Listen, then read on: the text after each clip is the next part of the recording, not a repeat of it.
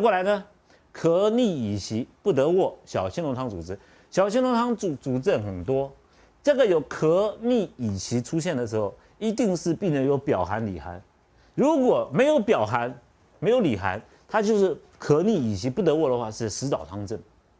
好，所以说大家绝对不会弄错，不要紧张啊！老师怎么搞都很容易，症状都很雷同，对不对？啊，这就是需要我们为什么说我们要亲诊？我临床看病人的时候，哈，都不会失误。为什么？因为他就在我面前了。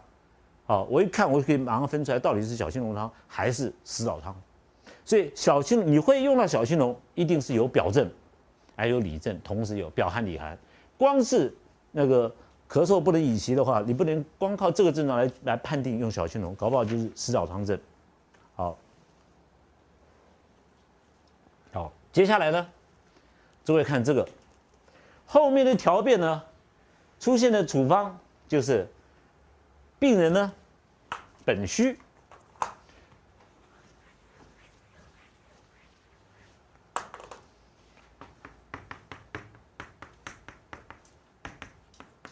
本来就是身体比较虚弱的人，啊，比如说你这个病人是劳症，那平常就很弱，精神就不好，啊，走路走一段路就受不了，哈，爬楼梯爬个两那个2楼3楼就受不了，哦，像我们爬10楼都可以爬，哦，他爬2、3楼就受不了，本虚，就他得到小青龙汤，那像我们这种，你小青龙汤开给我发个汗，甚至于我小青龙汤的症都不会得到，为什么？因为常常练功夫嘛，好，那你得到小青龙汤症。如果发汗发太过的时候，病人本来就是虚弱的，原来就是虚弱的，他得到小青龙汤症，结果呢，你开青龙汤，汗发的太多，现在的辩证就在这个重点在这里。好，小青龙汤喝下去以后呢，病人多唾，好多口燥，嘴巴里面很干燥，唾液排出来很多，寸脉是沉，代表病在里，尺脉是微，好，这个很虚弱。手脚是逆冷的、冰冷的，气从小腹上冲胸咽，手足臂啊，其面啊，这个细热如坠状，阴腹下流，阴谷好，小便难。这个食腹冒者呢，与茯苓、桂枝、五味甘草汤，好治其气冲。为什么是这样子？好，本虚之人呢？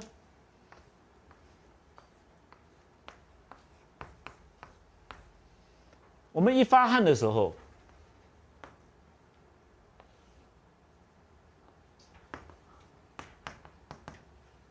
啊，汗剂，小青龙、大青龙都是汗剂。汗剂呢是从把肠胃的津液发出去，所以你吃了小青龙汤以后，胃的津液和肠胃的津液发到皮肤表面上，病人这个汗得到汗了。强壮的人呢，津液发出去。好，他就这个病走掉以后，津液自己会回来。好，还有小青龙汤里面呢，还有一些像甘草啊，好，大青龙汤里面一些红枣啊，这种好甘草之类都可以补足好散发出去的津液。本虚的人呢，就不是这样子了。你小青龙汤一下去以后，津液不够了，哦，结果呢，你虚掉了，此脉是微，此脉是血脉，哦。肠胃是血之源，血的源头。那你一发掉以后呢，此脉变小了，手脚就冰冷，心脏力量不够了，因为它本虚嘛，哈。手脚冰冷，我刚一再跟诸位强调，心脏如果正常的时候，心脏搏动这样蹦蹦蹦蹦摩擦产生的热，中医定义为火。当你的心脏力量不够的时候，手脚就会冰冷。好，摩擦力量不够，这个时候，这个气呢，就是我们人的中气，在丹田小肠的地方。那你一发掉以后，阳发出去了，这个津液发掉了，好，阴也发，抱歉哈，阴发掉，津液散掉，津液散掉以后呢，这个阳就没有办法固守在小肠这边，这个胃和小肠的热就会往上冲，它就会产生这种气从少腹，好，一直冲到胸口这边，那手脚麻痹，这个胸和心脏和小肠本身呢管脚的循环，心脏本身管手的循环。所谓我们所有感觉就是阳能够透达到我们的四肢的末梢，少腹的阳呢能够透达到四肢的末梢。当你精液发掉不够了以后，阴不能固守，阴缺掉了嘛，因为发掉了，这个阳呢就会往外走。一往外走的时候，这阳往上升的时候，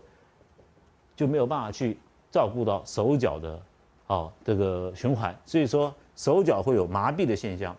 面热如醉状，因为这个阳呢冲到脸上去，那阳会回头啊，阳不会一去不回来的阳去的不回来的就走掉了那如果说阳回来的时候，又往回下的时候，他就会感觉到下流到阴骨，热气跑到又上去以后又回到阴骨者这个时候小便很难。为什么小便难呢？因为阳已经散掉了，同时呢阴精也不够因为发散发掉了，所以这个是虚症的人就会出现这种现象。这里解释实腹冒者，这个很好玩，临床上看到这个什么叫实腹冒者，病人会跟你讲，医生我这个这个咳逆很厉害，然后这个其他人不要管他，他说我有个症状很特殊，老是感觉到额头上面有个东西罩到我头上，好像戴个帽子一样，好像有个东西附在额头上，头顶上，就是盖到永远有个帽子盖在那边。你记不记得我们小的时候，比如我们那个柚子有没有切了以后，那个把它切开，那柚子戴到头上好玩皮嘛，就感觉到永远有个东西戴在头上，有帽状。所以我只要看到这个病人，他说好像有一圈头这样子把我箍到，好像金箍棒一样箍到，或戴个帽子的，我一律开这个处方。那这个处方呢，桂枝、茯苓、五味子。这个五味子呢，就是能够降这个冲逆。五味子药很好用，五味子药物呢是酸主收敛，同时呢，桂枝能够行阳，茯苓呢能够炙甘草能够把散失的津液呢补回来，这个茯苓呢，这个在这里，这个是因为津液流失了，我们为什么要用茯苓？这个茯苓这个药很好玩，在本草里面它是利尿，可是唯一在跟诸位强调，茯苓是色白入肺，颜色白的入肺，所以我们常常在使用茯苓，病人口渴，我还是用茯苓。老师他口渴，你怎么会用茯苓呢？茯苓可以增润津液，因为茯苓颜色是白的，真正的茯苓拿起来切片以后拿起来对着灯光看，里面可以看到筋那就好像那个萝卜切开来以后可以看到有筋在里面，这是真正的茯苓。你如果买到假茯苓可能就是面粉做的面皮，拿起来看筋都没有，它一煮就变成疙瘩，这个是假的那真正的茯苓呢，除了这个利水以外，它能够增润津液。那这里呢，茯苓用的因为它有小腹上冲，气从小腹上冲，肚脐以下的动悸都是要靠茯苓，就是水靠茯苓。那桂枝呢，能够让阳回头，所以诸位看用阳药，我们一般就用桂枝，用桂枝。那五味子能够把这个冲气下降，回到这边来，就是这个所以这个处方呢，就是这4味药而已。临床上看的时候，还有的人呢，很好玩，他耳朵他被车子撞到，或者是这个有个病人是开车子，这个女孩子嘛，讲手机以后就撞了树，一撞了树，那个气垫那个安全气囊通出来，就前后左右通出来。那这边打到，这边没有，就这边砰，气囊打到这个地方，所以讲手机很不好，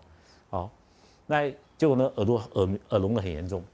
耳聋的很严重呢，又是外伤的严重，对不对？他来的时候，他说我最奇怪的，好像从那个车祸以后，每天好像戴个帽子在头上，加这4味药1剂就够了，就好掉了。吃完以后耳朵聋也不出来了，帽子也不见了。那我们那边呢，还有人跳伞被女孩子打手机，女孩子也跳伞讲手机，就撞了他因为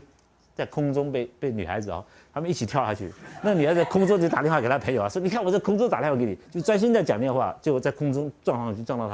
他下来就脚受伤，那个病人来找我说你脚怎么受伤了？跳伞那个女的讲手机把我害到我，结果受伤，所以女孩子实在是很坏，什么时候都要讲手机那么有那么重要吗？对不对？这种事也有，病人就这样子跟我讲好，那我说那女的有没有嫁给你赔罪啊？好，最好他把你害成这样子。好，讲手机，好，这个是第一个。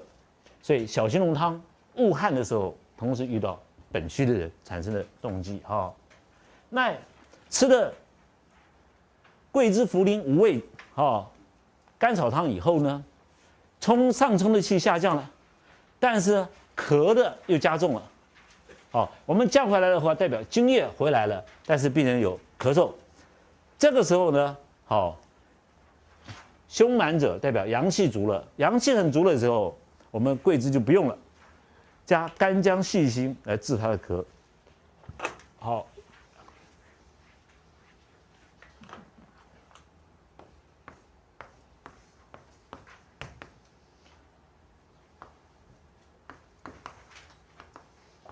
肺里面有咳的时候，这个冲气降下来，胸满这个地方是寒症，胸腔里面的寒症，因为病人本虚嘛，本来是虚的，那你用一吃下去以后，这个虚那个冲气降下来了，但是寒还在这个里面，寒还没有去，寒还没有去的时候，我们就加干姜跟细辛来治他的咳嗽。干姜细辛，细辛止咳，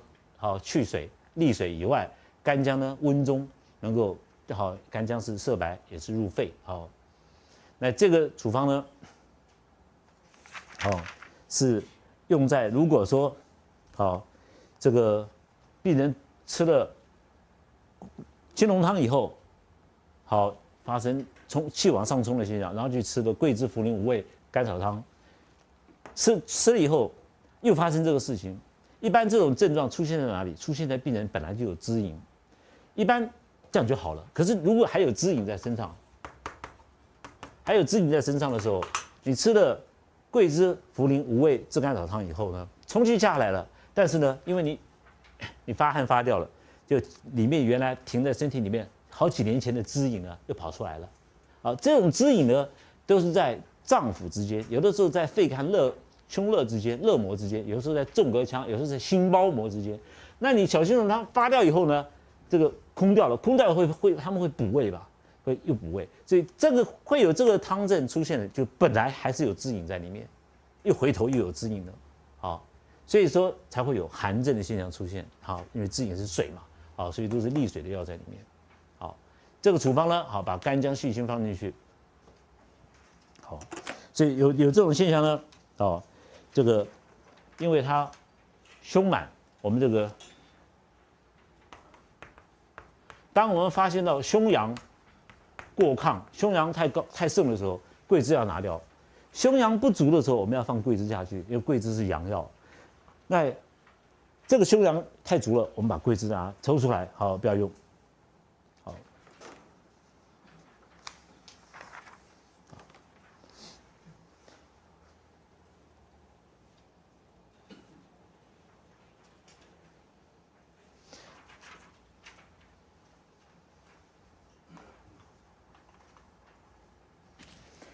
接下来呢，你看这个人呢，我们前面处方加了干姜跟细辛以后呢，咳满停下来了，冲气又来了。你说老师这个那么麻烦，你看好了这个坏的那个又跑，冲气又冲上来了这个为什么会这样子？张仲景就说了，因为细辛跟干姜是热药，那吃了以后，本来这个热药吃下去本来是不口渴就渴啦，人只要口渴，病人就回来了，那。而咳繁殖者，本来应该口渴，吃的热药应该口渴吃了没有口渴，就是还是有滋饮在里面，滋饮者法当冒，冒者又开始呕吐，这个呕吐呢，这个滋饮就是从胸膈，可能从肋间这个胸肋这个地方，在这个地方，冲上来往上冲，所以才会有这种恶心的现象。恶心的现象呢，我们就加半夏，小柴胡汤里面会有半夏，主要的原因就是因为胸胁苦满，